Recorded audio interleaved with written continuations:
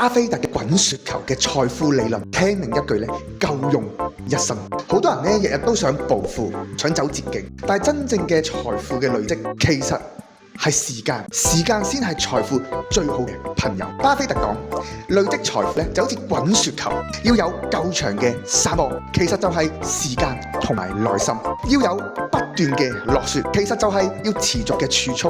穩健嘅積累。雪球一開始係好細粒嘅，睇落好似咧冇咩變化，但係只要你唔急、唔放棄，你一路咧順勢向前碌，